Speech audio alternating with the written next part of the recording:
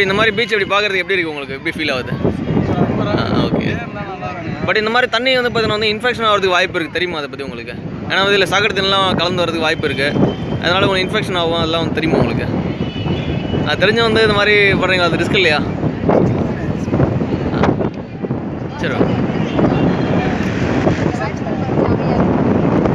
Okay, thank you.